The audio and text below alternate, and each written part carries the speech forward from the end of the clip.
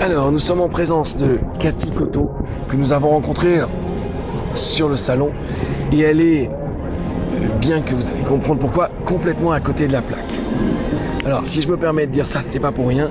C'est parce qu'elle a écrit un livre qui s'appelle À côté de la plaque.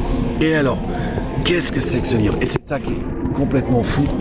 C'est en fait Cathy qui a visité le Japon et qui a, au lieu de se contenter de faire Tokyo, de regarder les choses classiques, a décidé de nous ramener des photos de toutes les plaques d'égout et les plaques en fait au sol qui existent au Japon. Et loin de chez nous où elles sont toutes pareilles, enfin, il y en a encore.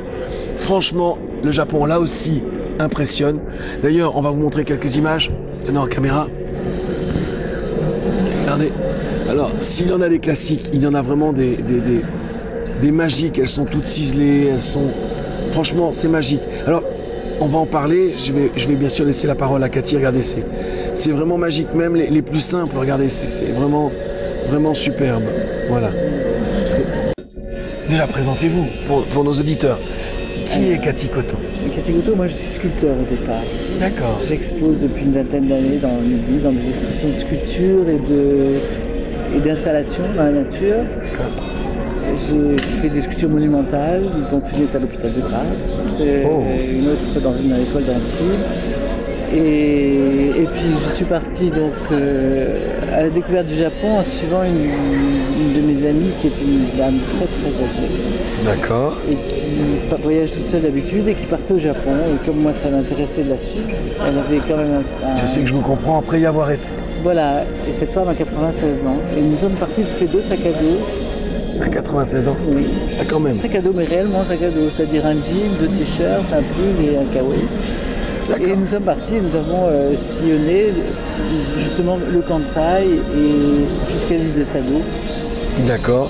Du Kansai. Elle était allée très avant, donc elle avait déjà fait son petit trajet. Et moi, j'y allais pour m'imprégner un peu de ce pays que je ne connaissais pas et de comprendre comment la philosophie de cette femme.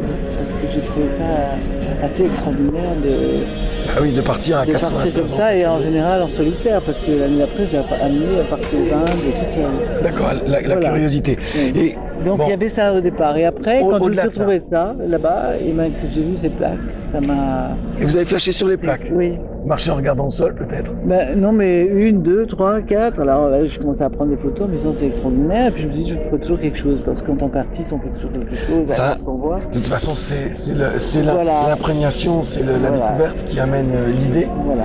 Et en plus, je ne comprenais pas du tout le japonais, ni les signes, ni la lecture. Donc en fait, comme la majorité des Européens, de toute façon. Quand on arrive au Japon, et c'est ce que j'avais dit quand j'avais fait, je suis allé sur Tokyo, on n'a aucun repère.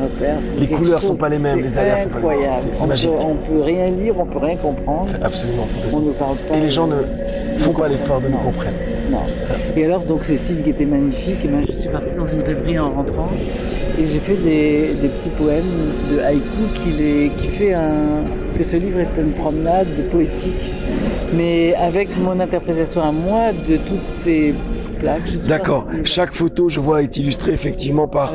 Ici, par exemple, tu peux le voir, ici, c'est traduit par lever de lune sur mer de gravier. Voilà. Effectivement, c'est... Et en face, c'est le jardin clin d'œil. Non, j'ai surtout voulu faire une harmonie de couleurs, de lieux, faire rêver en fait. Ressenti, voilà, faire rêver. En fait, c'est un voyage pas comme les autres. Voilà. D'accord, mais vous nous avez ramené en tout cas un livre pas comme les autres.